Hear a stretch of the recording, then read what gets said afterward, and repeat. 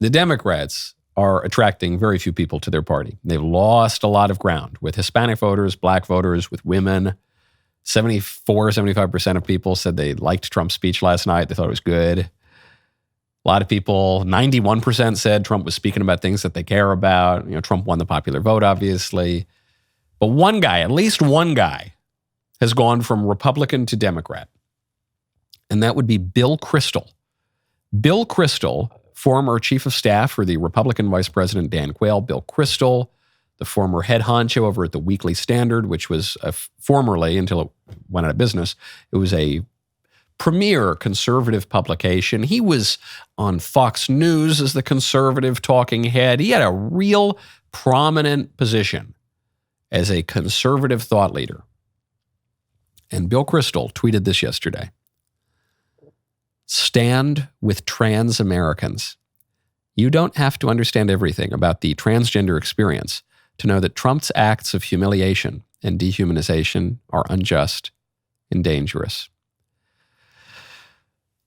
Ladies and gentlemen, I present to you your principled conservatives embracing transgenderism, an ideology that presents a false view of human nature, that does not help anyone, that harms everyone that it touches, that tramples on the legitimate rights of women, that has led to rapes of women and girls in bathrooms, that has led to women's skulls being cracked in because of transgenderism in sports, that has led to women losing their medals and scholarships because transgender identifying men compete against them and beat them. Your principled conservatives are now embracing transgenderism. This is proof positive of the accusation against some Republicans that Republicans are just liberals 5 to 10 years too late. They're conserving the liberalism of 5 years ago.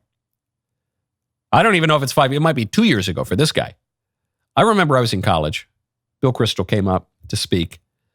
And one of the conservative students in college, conservative, quote unquote, he was defending same-sex marriage.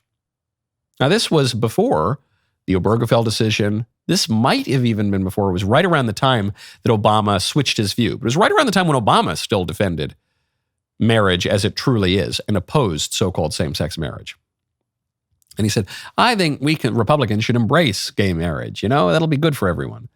And I remember Bill Kristol scoffing at that idea. And I think he published at least one column about this. Said, no, conservatives should not embrace same-sex marriage. That's crazy. That's absurd. And now I'm waiting for Bill Kristol to paint his face in a rainbow. So we stand with the trans Americans. Trans kids' rights are human rights. I don't. Is he going to wear a Free Palestine keffiyeh next? I don't know. Who knows? Who knows?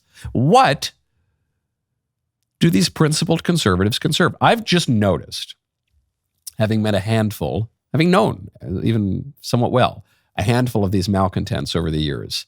The hard-line never-Trumpers, the never-Trumpers in 2025, they all describe themselves as principled conservatives.